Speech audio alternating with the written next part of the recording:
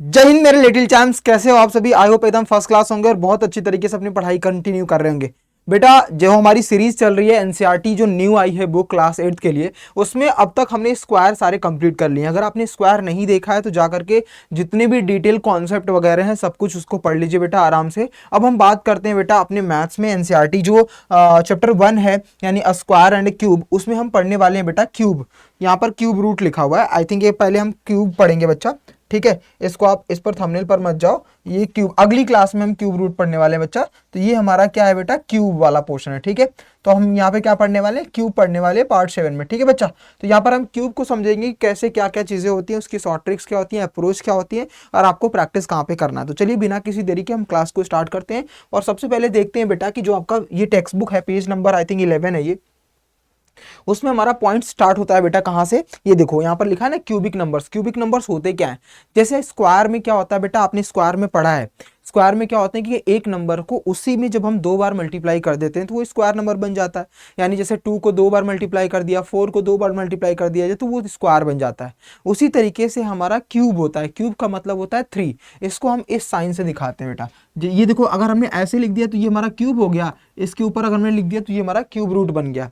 ये cube root बन गया। अगर हम किसी भी स्क्वायर के ऊपर, ये किसी भी ब्रैकेट के ऊपर 2 लिख देते हैं या किसी नंबर के ऊपर हमने 2 लिख दिया तो ये स्क्वायर बनता है। लेकिन उसी नंबर के ऊपर अगर हमने 3 लिख दिया बेटा तो वो हमारा क्या बन जाता है, क्यूब बन जाता है। समझ में आ गई बात। तो ये जो छोटा सा फंक्शन था, तो यानी अगर इसका मतलब क्या होता है बेटा कि हमें इसमें ए को 3 बार मल्टीप्लाई करना है। क्या करना है, ए को 3 बार। जैसे किसी ने पूछा आपसे 5 का क्यूब बताओ, तो आप क्या करोगे बेटा, 5 का 3 बार मल्टीप्लाई कर दोगे, यानी 125 आपका आंसर आ जाएगा। यानी 5 का क्यूब क्या है बच्चा, 125 है। 5 का क्यूब क्या है बेटा, 125 है। तो जब कभी भी आपसे कोई पूछता है कि क्यूब निकालना है, इसका मतलब इतना ही समझना है बेटा कि हमें हर नंबर को 3 बार मल्टीप्लाई करना है। क्या करना है, हर एक नंबर, सिंगल नंबर्स को 3 बार मल्टीप्लाई करना है। स्क्वायर में हम 2 बार करते हैं, यहाँ पर हम 3 बार मल्टीप्लाई करेंगे, ठीक है। तो आइए चलिए फिर यहाँ पर भी आपको क्यूबिक में इतना ही ध्यान रखना है बच्चा कि एक नंबर को स्टार्टिंग से लेकर के 9 तक आपको याद रखना है।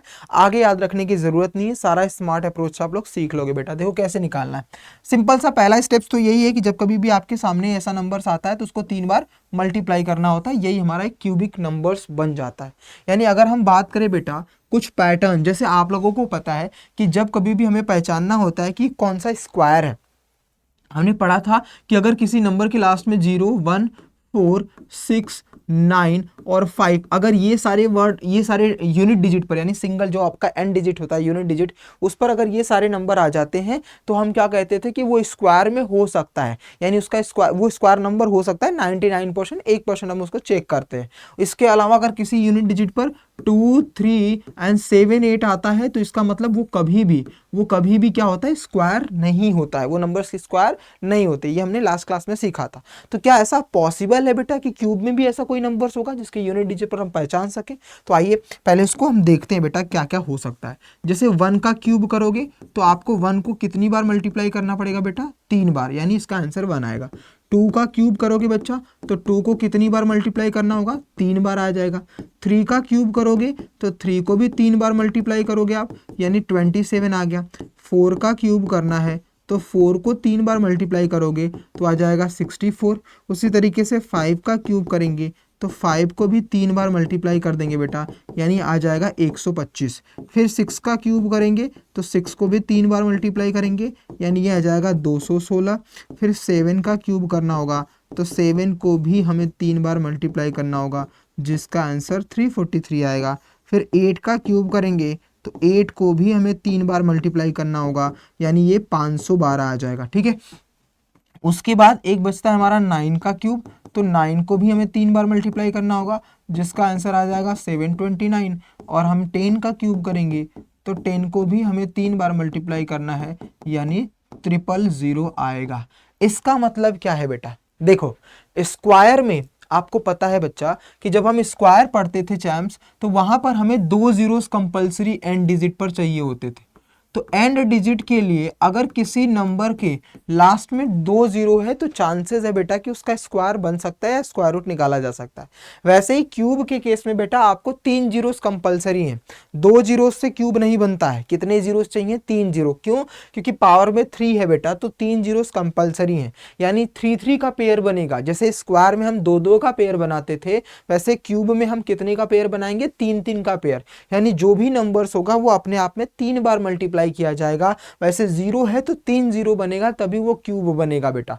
अब थोड़ा सा पैटर्न समझते हैं कि कुछ कॉमन चीजें हमें निकल करके आ रही हैं, तो पैटर्न हम देखते हैं बेटा। तो देखो 1 का क्यूब 1 में एंड होता है, 2 का क्यूब 8 में होता है, 3 का 7 में होता है, 4 का 4 में ही होता है, 5 का 5 में होता है, 6 का 6 में ही होता है।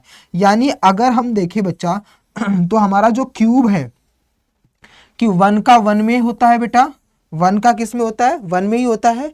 और 4 5 6 का भी किस में ही एंड होता है? 6 में। देखो 1 का 1 में एंड हो रहा है, 4 का 4 में ही एंड हो रहा है, 5 का 5 में ही एंड हो रहा है, 6 का 6 में ही एंड हो रहा है। तो इससे इजी क्या ही हो सकता है बेटा? और किसी नंबर्स का। और हम देखेंगे बच्चा तो 9 का भी किस में एंड हो रहा है? 9 में ही एंड हो रहा है। यानी हमारे सामने नंबर्स अब आएंगे बेटा, और 0 का भी 0 में ही एंड हो रहा है। तो 0 1, उसके बाद आता है 4, फिर 5, फिर 6 और 9, यानी वही नंबर्स 0 1 4 5 6 9, जो नंबर्स लास्ट डिजिट्स में अगर स्क्वायर में आते हैं, ध्यान से सुनना बेटा, 0 1 4 6 9 5 ये नंबर्स अगर लास्ट में यूनिट डिजिट पर आते हैं तो वो स्क्वायर नंबर हो सकता है। लेकिन ये नंबर अगर क्यूब में पूछा जाता है 0 1 4 5 6 9, तो इसका मतलब वो क्यूब बन सकता है बेटा, क्योंकि वो नंबर उसी नंबर्स का क्यूब बन सकता है। इसका याद रखना है। यानी अगर कोई नंबर्स के एंड डिजिट पर ये सारे नंबर्स आते हैं तो ये इनमें अगर मान लो 0 आया तो वो 0 का ही क्यूब बनेगा, ये 1 आया तो 1 का ही क्यूब बनेगा, 4 आया तो 4 का ही क्यूब बनेगा। जैसे इसमें हम लोग क्या करते थे बेटा, 4 आता था तो वो 6 में भी हो सकता, सॉरी 8 में भी हो सकता था और 2 में भी हो सकता था। 6 अगर कोई आता था तो 4 में भी आता था, 6 में भी आता था। 9 अगर लाना होता था तो 3 के टेबल में भी आता था और 7 के भी टेबल में आता था। तो यानी वो नंबर डिपेंड करता था स्क्वायर में। लेकिन यहाँ पर क्या है कि जो जिस नंबर पर अगर ये सारे नंबर्स एंड डिजिट पर होते हैं बेटा, तो ये इसी नंबर से ही स्क्वायर बनेंगे, यानी कोई दूसरा नंबर इसका स्क्वायर नहीं हो सकता, ना स्क्वायर ना ही स्क्वायर रूट। इतना समझ में आया? उसके बाद चेक करोगे बेटा तो 2 और 8 जो है वो सेम आ रहा है। मतलब अगर किसी नंबर को 2 से क्यूब करोगे तो वो 8 पर एंड होता है, और अगर 8 का क्यूब करोगे तो वो 2 में एंड होता है। यानी बेटा this is the most important कि 2 से स्टार्ट करोगे, यानी कोई नंबर 2 में पूछोगे तो वो 8 में एंड होगा, और 8 का स्क्वायर क्यूब करोगे तो वो 2 में एंड होगा। समझ में आ रही है बात बेटा? 2 का क्यूब करोगे, जैसे मान लो यहाँ पर आपने लिखा 12 का स्क्वायर, तो यूनिट डिजिट पर 12 है तो ये एंड किस पे होगा? 8 पर होगा। मान लो मैंने लिखा 12 का क्यूब, 18 का क्यूब करना हमें, तो ये 8 किस पे एंड होगा बेटा? ये 2 पर एंड होगा। समझ में आ गई बात? यानी 2 से क्यूब करोगे तो 8 पर होगा, और 8 से करोगे तो 2 पर होगा। उसी तरीके से 3 और 7 वाला, यानी जो 2 3 7 8 था यहाँ पर वो स्क्वायर को डिफाइन नहीं करता था, लेकिन क्यूब में क्या है बेटा कि अगर 2 का क्यूब करोगे तो वो 8 पर एंड होगा, 8 का क्यूब करोगे तो 2 पर एंड होगा, वैसे 3 का क्यूब करोगे तो 7 पर एंड होगा, 7 का क्यूब करोगे तो 3 पर एंड होगा। यानी 3 और 7 जो है ये एक दूसरे के रेसिप्रोकल है, यानी जब आप क्यूब करोगे तो वो इस तरीके से एंड होगा। ये इसका पैटर्न है, क्यूब का पैटर्न है। इस चीज को याद रखना बेटा। एक एक नंबर के क्वेश्चंस कंपटीशन में भी पूछे जाते हैं, और क्लास 8th में भी आपको इस पर क्वेश्चन बनेंगे कि अगर हम किसी नंबर का 4 का क्यूब करते हैं तो वो किस पर, उसका यूनिट डिजिट या लास्ट डिजिट क्या होगा? तो 4 4 पे ही होता है, 5 5 में ही एंड होता है, 6 6 में ही होता है, 1 1 में ही होता है, 9 9 में होता है, 0 0 में होता है। ठीक है बेटा, 0 0 में भी होता है। लेकिन 2 3 7 8, 2 8 में एंड होता है, 8 2 में एंड होता है, 3 7 में एंड होता है, 7 3 में एंड होता है। समझ में आ गई बात बेटा? ये क्यूब करने के तरीके हैं। एक नंबर के क्वेश्चन आपसे जब पूछे जाएंगे तो आपको वहां पर समझना पड़ेगा कि कैसे क्वेश्चनों को डिफाइन करना होता है। क्लियर हो गया बच्चा? ये पॉइंट समझ में आ गया? चलिए इसको नोट डाउन जरूर कर लेना, क्योंकि ये सारे इंपॉर्टेंट कॉन्सेप्ट है। वैसे ही मैं पीडीएफ टेलीग्राम पर दे दूंगा, टेलीग्राम ज्वाइन कर लेना, डिस्क्रिप्शन में लिंक है बच्चा। ठीक है, समझ में आ गई बात? समझ में आ गया इतना? चलो अगले पॉइंट पर चलते हैं। अगले पॉइंट पर चलते हैं। ये रहा अगला जो आपका नेक्स्ट है। अब इसके वन बाय वन आपकी बुक जो है उस पर समझते हैं। पहले लिखा है कि these numbers are perfect cubes. आपको पता ही है बेटा कि जब हम किसी नंबर को 3 बार मल्टीप्लाई करते हैं यानी 3 3 का जोड़ा बनाते हैं बेटा, यानी एक जोड़े में 3 लोग अगर रखते हैं, एक पेयर में एक ग्रुप में 3 लोग रखते हैं तो वो क्यूब का पार्ट बनता है, उसको हम परफेक्ट क्यूब के नाम से बोलते हैं।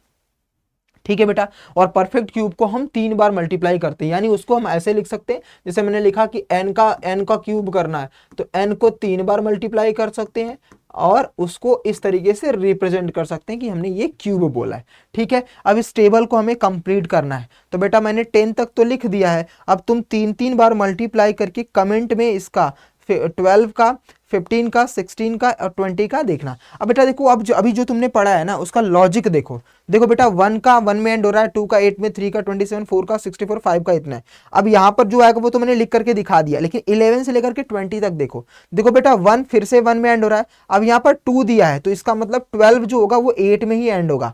देखो बेटा यहाँ पर 13 में 3 है तो ये 7 में एंड हो रहा है, 4 4 में ही एंड हुआ, 5 भी 5 में ही एंड होगा, 6 भी 6 में एंड होगा, 7 देखो 3 में होगा क्योंकि 3 और 7 एक दूसरे के रेसिप्रोकल होते हैं। उसी तरीके से बेटा 2 और 8 एक दूसरे के रेसिप्रोकल होते हैं। देखो 2 अगर 8 में हो रहा है तो 8 देखो बेटा 2 में हो रहा है, 9 9 में ही हुआ है, 0 0 में ही हो जाएगा। तो ये पहचानने के तरीके होते हैं कि अगर आपके सामने ऐसा कोई नंबर्स आता है और आपसे कोई पूछता है तो आप डायरेक्टली अपने आंसर्स की तरफ जा सकते हो।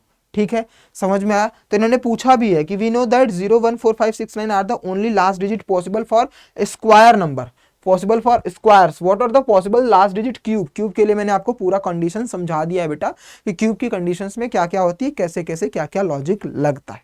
ठीक है, इन्होंने बोला है similarly to square can you find the number cube 1 digit 2 digit 3 digit, what do you observe. मतलब 1 डिजिट 2 डिजिट 3 डिजिट का क्यूब कैसे करना है। तो देखो पहला जो आपके बुक में है बेटा, जो आपको क्यूब निकालने के बुक में है, तो उसका सिंपल सा फंडा मैंने आपको बता दिया कि उस नंबर का मल्टीप्लाई करना है 3 बार। यानी आपके बुक में शॉर्टकट नहीं दिया गया है, बट तुम्हें शॉर्टकट सिखाने के लिए बेटा, मतलब जैसे तुम्हें नॉलेज होना चाहिए, क्योंकि यहाँ पर बुक्स में तो दिया है कि हर नंबर का हमें 3 बार मल्टीप्लाई करना है। ठीक है, लेकिन नॉलेज तो रख लो कि हमें शॉर्टकट कैसे करना है। तो इसी चैनल पर जो अड्डा मैथ्स पाठशाला पे आप देख रहे हो बेटा, वहां पर इस प्लेलिस्ट में जाना। देखो जैसे ये आप वीडियोज में देख रहे होगे क्लास, तो यहाँ पर बेटा प्लेलिस्ट में जाना, प्लेलिस्ट लिखा हुआ है, इस प्लेलिस्ट में जाना। यहाँ पर एक वैदिक मैथ्स का प्लेलिस्ट आपको दिखेगा। ठीक है, इस वैदिक मैथ्स में मैंने क्यूब और क्यूब रूट को बहुत बेसिक से और शॉर्टकट पढ़ाया है। तो इस क्यूब रूट पर जैसे ये प्लेलिस्ट जो वैदिक मैथ्स की है, ये वैदिक मैथ्स देखो यहाँ पर है, 10th क्लास की है, ये भी 10th का। यहाँ पर बच्चा वैदिक मैथ्स है जो कोई भी बच्चा पढ़ सकता है, अगर फर्स्ट क्लास में है या 12th में है या कंपटीशन की तैयारी कर रहा है, ये वैदिक मैथ्स फॉलो कर सकता है। इससे 10x फास्टर तुम बन सकते हो। अब इस वैदिक मैथ्स की क्लास में जब बेटा ना क्लिक करोगे तो यहाँ पर राइट साइड में बेटा ना ये सारी प्लेलिस्ट आ जाएंगी आपको। तो इस प्लेलिस्ट में सीधे स्क्रॉल करके जाना और जो 30वां नंबर है, 30th नंबर और 31st नंबर, तो 30 नंबर क्यूब के बारे में समझाया है कि शॉर्टकट कैसे निकालना है, कि मतलब आपको 3 बार मल्टीप्लाई नहीं करना पड़ेगा, आप डायरेक्टली क्यूब निकाल सकते हो। तो यहां से पढ़ लेना बेटा। और क्यूब रूट कैसे निकालना है इसकी भी ट्रिक्स मैंने यहाँ पर दे रखी है, तो आप जा करके 30 और 31 दोनों से पढ़ लेना, दोनों के नोट्स बना लेना, दोनों पर प्रैक्टिस कर लेना बेटा। आपके 8th की बुक में नहीं है कि इसकी शॉर्ट ट्रिक्स कैसे पढ़ना है, इसीलिए मैं नहीं बता रहा हूँ, लेकिन हाँ फिर भी मैंने आपको क्लासेस दे दी हैं, 17 मिनट किए हैं, 14 मिनट्स किए हैं, दोनों आपको समझ में आ जाएगा। हालांकि क्यूब वाले में तो क्यूब में सिखाऊंगा आपको। ठीक है, क्यूब रूट जो है वो वहां पर जब मैं क्यूब वाली क्लास लूंगा तो उसमें भी आपको क्यूब रूट वाला क्वेश्चन समझा दूंगा, लेकिन दोनों आप देख लेना। कहां पर देखना मैंने बता दिया ना, प्लेलिस्ट में जाना और प्लेलिस्ट में 30 नंबर और 31 नंबर जो वीडियो होंगी उसको आप देख लेना बेटा। ठीक है, चलो बैक टू द क्लास। अब ये पॉइंट्स पर आते हैं, यहां तक समझ में आ गया कि हमें कैसे निकालना है। जैसे मान लो अगर आपसे कोई बोलता है कि भैया एक काम करो 25 का क्यूब निकाल दो, तो पहला चीज है कि तुम्हें पता है कि बेटा यूनिट डिजिट जो भी आंसर आएगा उसका यूनिट डिजिट तो 5 ही आने वाला है, कि 5 में ही एंड हो रहा है, यानी 25 का हमें 2 बार नहीं 3 बार मल्टीप्लाई करना पड़ेगा। तो बेटा हम क्या करेंगे बच्चा, तो 25 का स्क्वायर क्या होता है, 625 होता है, इंटू 25 का मल्टीप्लाई कर दो तो ये हो जाएगा 15625, यानी 25 का क्यूब क्या हो जाएगा बेटा 15625। देखो यूनिट डिजिट 5 पर ही एंड हुआ है। तो कभी भी किसी भी नंबर्स का जब क्यूब करना होगा तो आपको सिंपल सा बेटा 3 बार मल्टीप्लाई करना है और कुछ भी नहीं करना। समझ में आ गई बात। और इसकी शॉर्ट ट्रिक्स कैसे क्यूब निकलेगा वो मैंने आपको बता दिया है कि वैदिक मैथ्स में जाकर ना 30 नंबर और 31 नंबर की जो वीडियो है उसको देख लेना, आपको वहां पर समझ में आ जाएगा कि शॉर्टकट कैसे निकलते हैं। ठीक है बेटा, ये पॉइंट समझ में आ गया।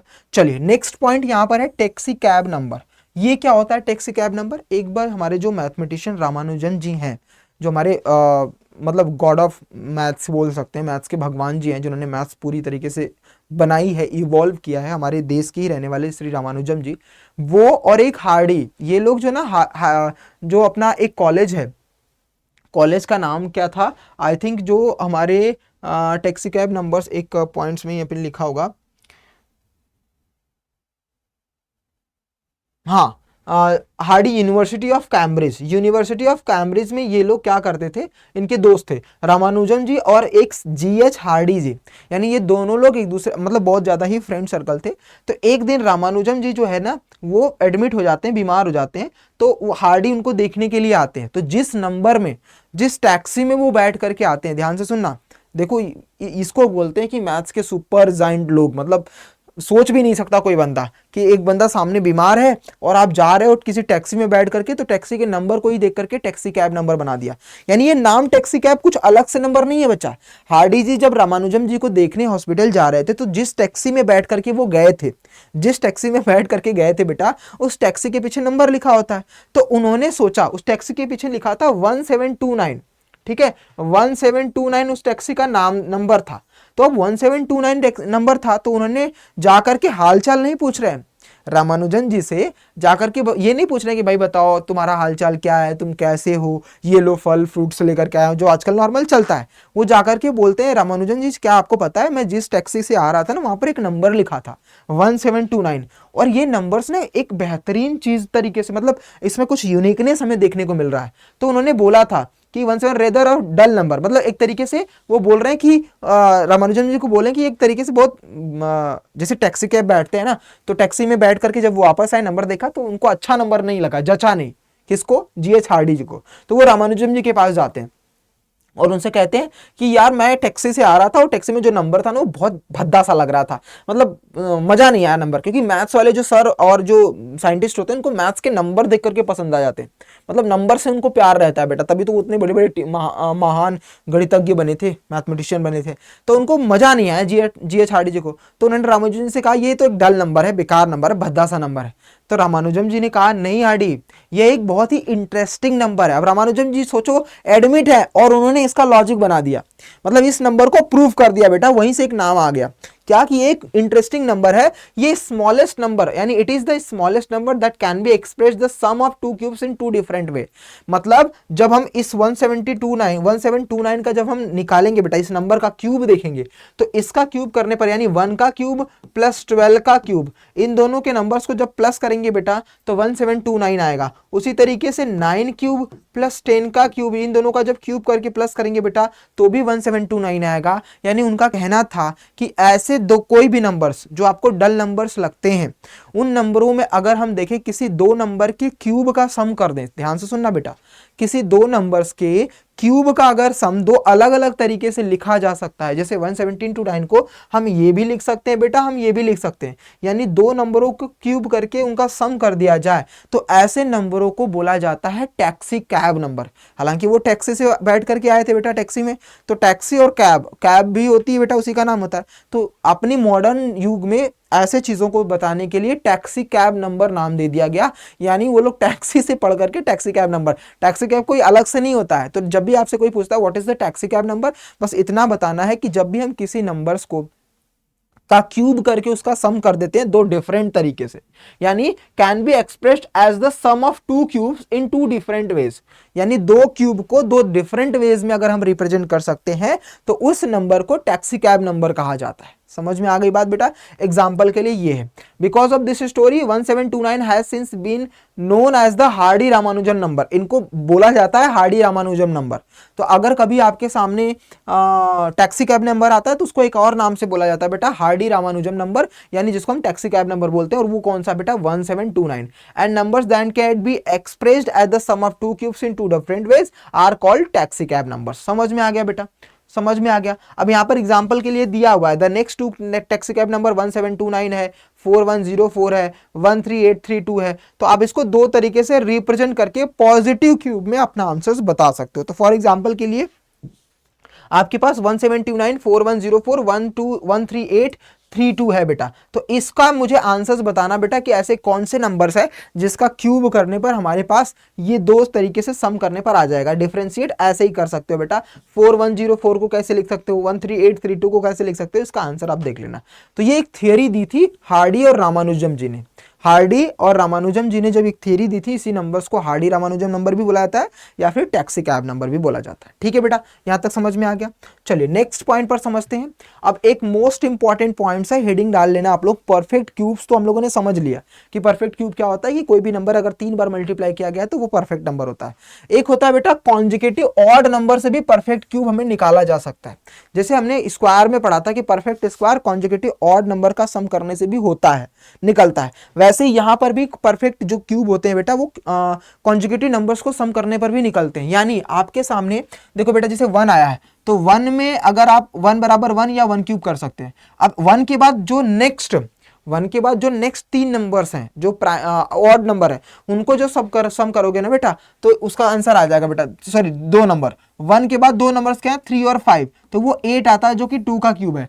अब इस 2 नंबर के बाद 3 नंबर ऐड करना पड़ेगा, अगला ऑड नंबर 7, 9 और 11, तो वो 3 का क्यूब होता है। 3 के बाद 4, फिर 4 नंबरों को ऐड करेंगे, फिर 4 के बाद 5 नंबर, 5 के बाद 6 नंबर, तो ये सीरीज ऐसे चलती चली जाएगी बेटा। 6 नंबर को ऐड किया तो 6 का क्यूब, 7 नंबर ऐड किया तो 7 का क्यूब। अब बेटा इसी सीरीज में इन्होंने बोला है later in this series we get following set of consecutive numbers.